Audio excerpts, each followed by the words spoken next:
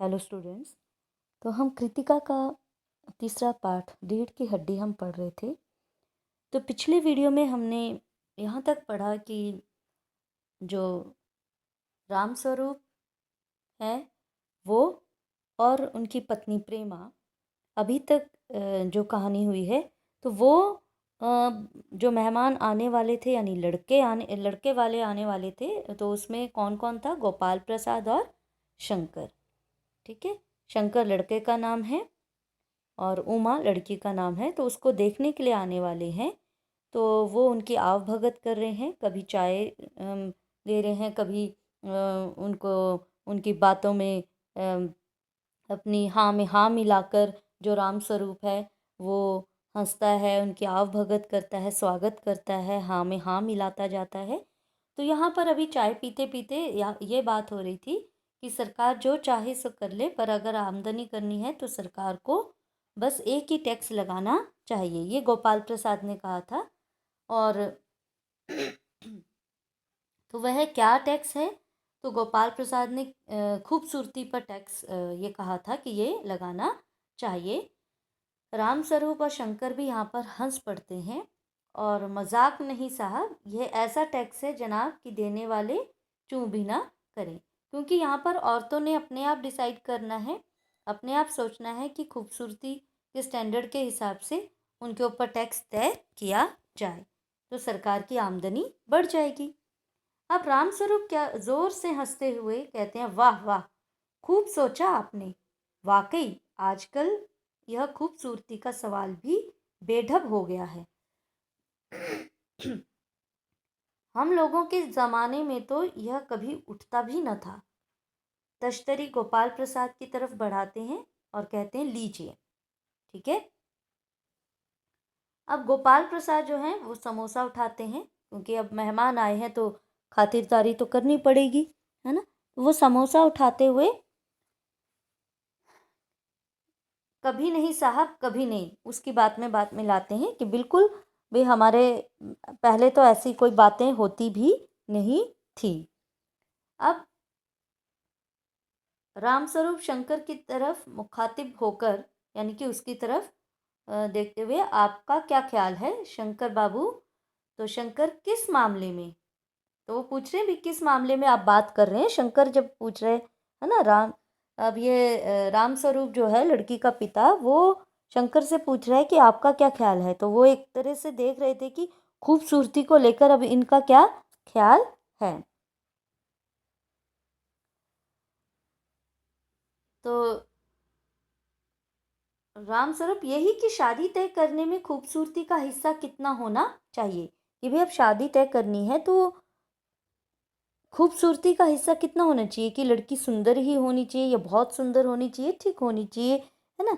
तो उसमें आपका क्या ख्याल है? ठीक है, तो गोपाल प्रसाद बीच में ही, उसके पिता, किसके? शंकर के पिता बीच में ही रोक कर, ठीक है, बीच में ही रोक कर क्या कहते हैं, यह बात दूसरी है बाबू राम प्रसाद राम स्वरूप, यह बात दूसरी है बाबू रामस्वरूप।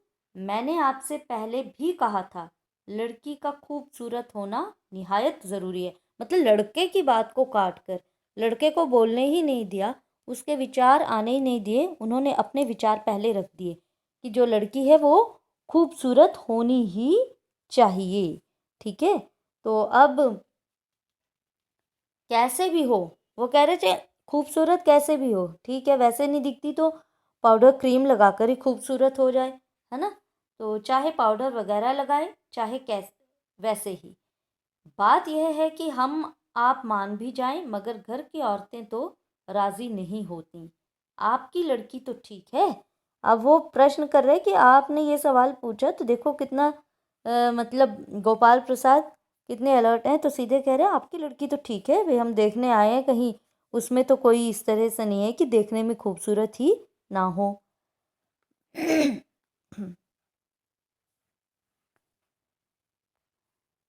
राम स्वरूप जी, हाँ वह तो अभी आप देख लीजिएगा भाई, अब मैं क्या बताऊं, आप क्या कीजिए, आप खुद भी देख लीजिएगा।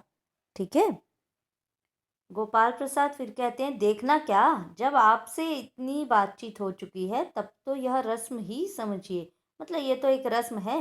रामस्वरूप, हाँ हाँ, यह तो आपका मेरे ऊपर भारी एहसान है। हाँ हाँ, फिर हंस रहे हैं, हंसते ही जा रहे हैं, है ना। गोपाल प्रसाद फिर कहते हैं, और जायचा, जायचा यानी जन्मपत्री, है ना, हॉरोस्कोप जो होता है उसको बोलते हैं, तो मिल ही गया होगा। तो गोपाल प्रसाद कहते हैं कि जायचा तो मिल ही गया होगा। तो रामस्वरूप जी, जायचे का मिलना क्या मुश्किल बात है, ठाकुर जी के चरणों में रख दिया, बस खुद ब खुद मिला हुआ समझिए। मतलब भगवान जी के चरणों यानी भगवान जी के पास रख दिया वहाँ पर, और समझो कि मिल गया, है ना। तो उसमें क्या मुश्किल बात है, वो तो मिला ही समझो, यानी कि वो भी मिल गया है, तो अब क्या करना है, केवल लड़की को देखना है।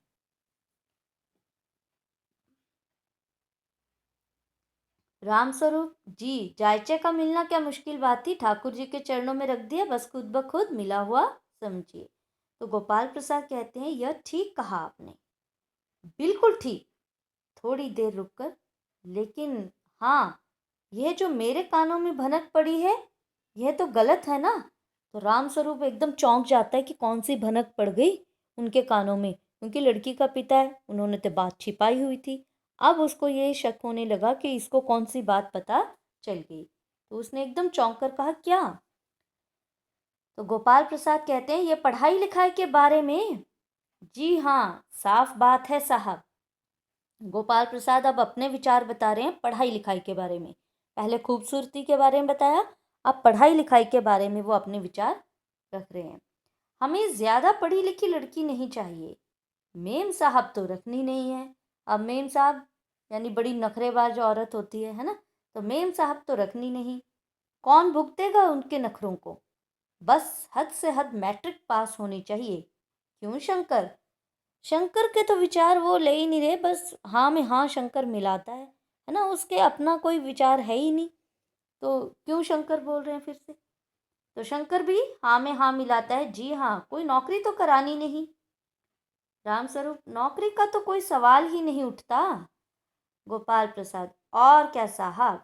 अब देखिए गोपाल प्रसाद क्या क्या कहते हैं। देखिए, कुछ लोग मुझसे कहते हैं कि जब आपने अपने लड़कों को बीए एमए तक पढ़ाया है, तब उनकी बहुएं भी ग्रेजुएट लीजिए। भला पूछिए इन अक्ल के ठेकेदारों से कि क्या लड़कों की पढ़ाई और लड़कियों की पढ़ाई एक बात है। यानी वो लड़के और लड़कियों में जो भेद उत्पन्न कर रहे हैं, वो देखिए। तो उसके लिए वो उदाहरण क्या दे रहे हैं, कारण क्या बता रहे हैं। अरे, मर्दों का काम तो होता है ही पढ़ना और काबिल होना, तो ये मर्दों का काम है कि काबिल होना और पढ़ना। अगर औरतें भी वही करने लगीं, अंग्रेजी अखबार पढ़ने लगीं और पॉलिटिक्स वगैरह पर बहस करने लगी, तब तो हो चुकी गृहस्थी। जनाब, मोर के पंख होते हैं, मोरनी के नहीं। शेर के बाल होते हैं, शेरनी के नहीं। रामस्वरूप, जी हाँ, और मर्द के दाढ़ी होती है, औरत के नहीं। और हाँ हाँ करके फिर हंस देता है, और इस बीच में शंकर भी हंसता है, मगर गोपाल प्रसाद जी ज़रा गंभीर हो जाते हैं। ठीक है, गंभीर यानी बिल्कुल सीरियस हो जाते हैं। अब आप देखेंगे तो रामस्वरूप ज़रा शंकर से कह रहे हैं, गोपाल प्रसाद कहते हैं, हाँ हाँ, वह भी सही है। कहने का मतलब ये है कि कुछ बातें दुनिया में ऐसी हैं जो सिर्फ मर्दों के लिए हैं, और ऊंची तालीम भी ऐसी चीज़ों में से एक है। ठीक है, तालीम यानी ऊंची शिक्षा भी उनमें से एक है। अब देखिए आप, इसमें जो प्रश्न बनते हैं आपके, तो वो क्या बनते हैं। तो देखिए, अब अभी जो हमने पढ़ा, गोपाल प्रसाद अपने ना खूबसूरती के बारे में गोपाल प्रसाद की क्या राय है। ठीक है, खूबसूरती के बारे में गोपाल प्रसाद की क्या राय है। तो देखिए गोपाल प्रसाद खूबसूरती को बहुत महत्व देता है। वह मजाक में खूबसूरती की वकालत करते हुए कहता है कि अगर सरकार को आमदनी बढ़ानी है तो उसे खूबसूरती पर टैक्स लगाना चाहिए। वह अपने बेटे की शादी में भी खूबसूरती को निहायत ज़रूरी मानता है और उसके शब्दों में लड़की का खूबसूरत होना निहायत ज़रूरी है। कैसे भी हो, चाहे पाउडर वगैरह लगाए चाहे वैसे ही, बात यह है कि हम आप मान भी जाएं मगर घर की औरतें तो राज़ी नहीं होती, है ना। तो ये उनके ख्यालात थे इस बारे में। साथ ही साथ यहाँ देखिए एक प्रश्न और बनता है कि गोपाल प्रसाद लड़कों और लड़कियों के अंतर को किन तर्कों से सिद्ध करते हैं। अभी हमने पढ़ा गोपाल प्रसाद लड़कों और लड़कियों के अंतर को किन तर्कों से सिद्ध करते हैं, क्या क्या बताते हैं, कौन कौन से उदाहरण देते हैं। तो देखिए गोपाल प्रसाद लड़कों और लड़कियों को अलग मानते हैं। उनके अनुसार लड़कों के लिए आवश्यक है पढ़ लिख कर काबिल बनना और लड़कियों के लिए आवश्यक है घर गृहस्थी चलाना। वे अपनी बात को पुष्ट करते हुए कहते हैं कि मोर के पंख होते हैं मोरनी के नहीं, शेर के बाल होते हैं शेरनी के नहीं। तो उदाहरण भी उनके पास देखिए किस तरह से पुख्ता उदाहरण उन्होंने रखे यहाँ पर। ठीक है, तो चलिए आज के लिए इतना ही। अगले वीडियो में हम पाठ को आगे बढ़ाएंगे। Till then bye and thank you.